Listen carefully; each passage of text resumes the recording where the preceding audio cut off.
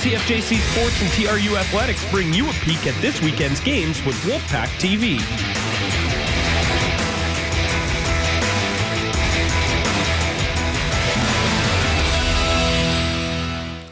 Of all the TRU Wolfpack varsity athletic teams, the women's volleyball squad has arguably been the most successful over the last 5 seasons.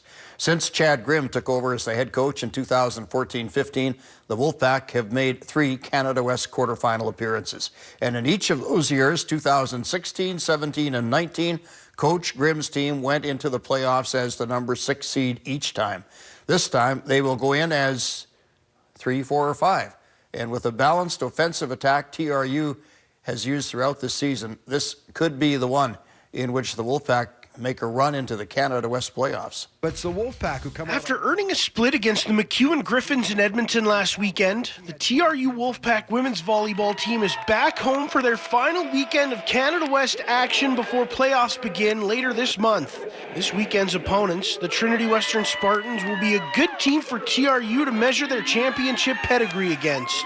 Obviously, Trinity's arguably the top team in the country, so it'll be a good test for us before we head into playoffs to play, the best team in our conference right now. Kendra Finch is one of the longest-serving members of the pack. Now in her 5th year with the team, she's been to the Canada West playoffs 3 previous times. This year, she's hoping the team is able to push past the first round and make a playoff run. I think every year I've had a pretty solid hope that we make a playoff run, and so this year is no different. And I think so far it's looking like pretty solid, but anything can happen, Finch has helped drive the TRU offense this year. Her 267 kills put her in 5th in Canada West, while her 3.22 kills per set is good enough for 6th overall. For her, the depth the pack have displayed on offense is one reason they've been successful. Our distribution in offense is, it's a lot easier for players to get different looks because we do have a lot more one-on-ones, being able to use all of those different offensive options. We have Kendra and Olga on the wings that get a pretty big volume, and then obviously Senya can be a handful in the middle. But when you have depth, it's hard to really key on those players, and they can be more successful. And it takes some pressure off of them as well because they're not seeing 2 blockers camped on them all the time, and it just gives the setter more options. Grimm knows his team will be in tough this weekend against the Spartans, who come in having lost just 2 matches all season.